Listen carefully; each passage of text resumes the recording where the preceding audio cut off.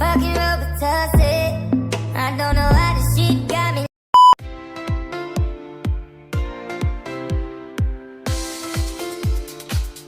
Assalamualaikum warahmatullahi wabarakatuh.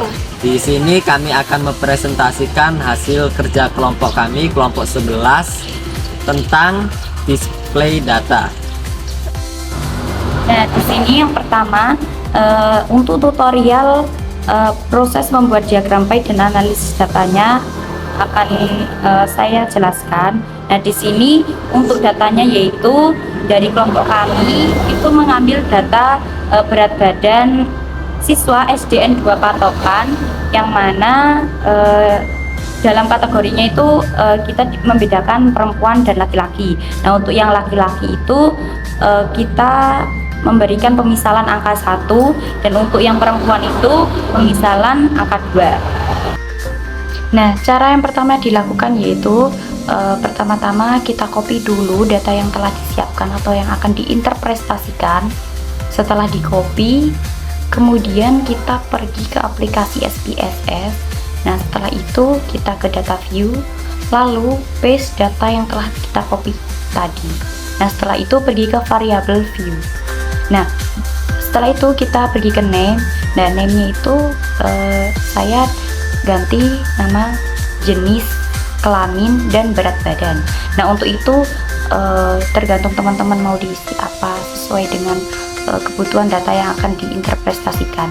Karena di sini saya pakai jenis kelamin dan berat badan, jadi saya masukkan itu. Setelah itu desimalnya kita ubah ke 0, jadi 0.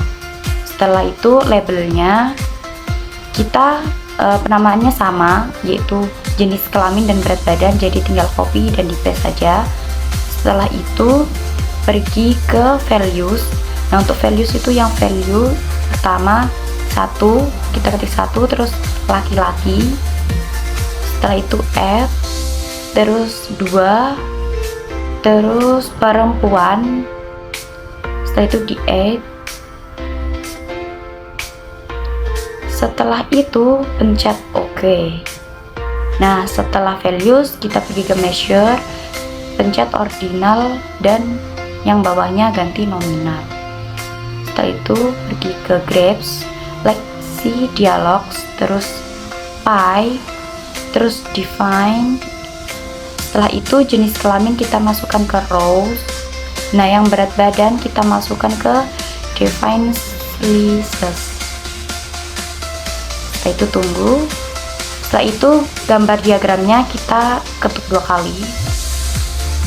Nah, setelah itu pencet di bagian itu yang ada kayak gambar yang warna biru gitu. Setelah itu, setelah udah kita close. Setelah close, kita keluarkan. Nah, sudah terinterpretasikan kayak jumlahnya berapa orang. Nah, setelah itu kita pergi ke analyze, deskriptif, statistik, frequency, jenis kelamin kita masukkan ke variabel, terus statistik. Nah, itu yang kotak-kotak itu kita centang semua, yang di bagian central tensi sama description kita centang semua. Setelah itu continue, terus OK. Nah, udah masuk. Setelah itu kita keluarin lagi,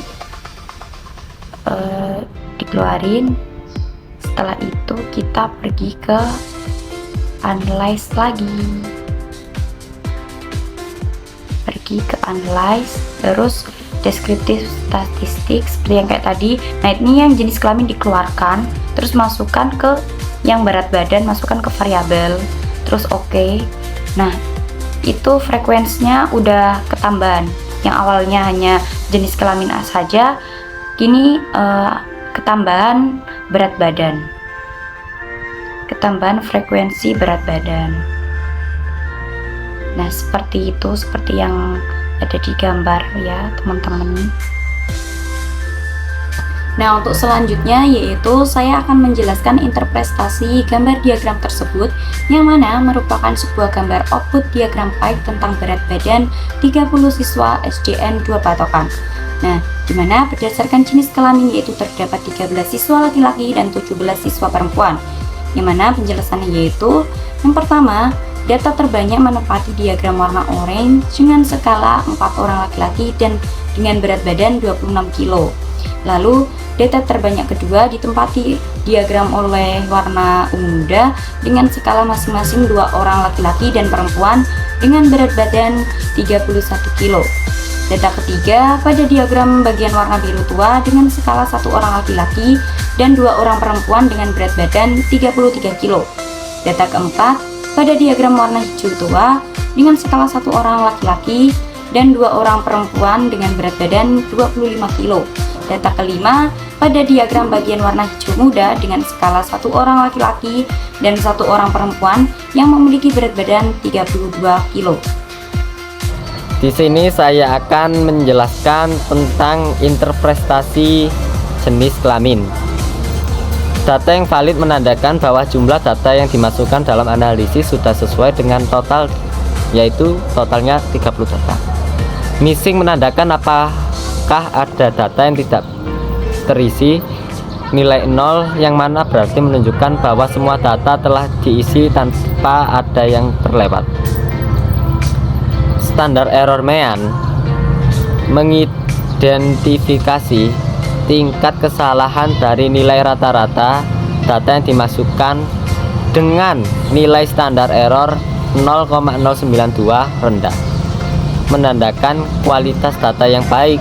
Varians mengukur sebaran dan homogenitas data dengan nilai varians 0,254 menunjukkan bahwa karakteristik data tersebut standar deviasi mencerminkan penyebaran data dari rata-ratanya, dan dengan nilai 0,504 yang lebih kecil dari MEAN yaitu 1,57, yang mana menandakan kualitas yang baik dari data tersebut. Valid mencerminkan jumlah data yang telah dimasukkan ke dalam analisis, dalam hal ini mencakup 30 data. Missing ketidaklengkapan menunjukkan keberadaan data yang tidak terisi. Sebuah nilai 0 menandakan bahwa semua data telah terisi tanpa kelewatan. Standar error of MEAN mencerminkan tingkat kesalahan dari rata-rata data, di mana nilai yang lebih rendah menandakan kualitas yang lebih baik. Dalam kasus ini, standar error sebesar 1,543 menunjukkan tingkat kesalahan yang rendah, menunjukkan data yang baik. Varians mengukur sebaran data dan homogenitasnya, di mana nilai varians sebesar 71,444. Standar deviasi menggambarkan variasi dari rata-rata. Semakin kecil standar deviasi dibandingkan dengan MEAN, semakin banyak kualitas data. Dalam kasus ini, standar deviasi sebesar 8,452 yang lebih kecil dari MEAN 31,73 menunjukkan kualitas data yang baik. Sekian presentasi dari kelompok kami, kurang lebihnya mohon maaf. Wassalamualaikum warahmatullahi wabarakatuh.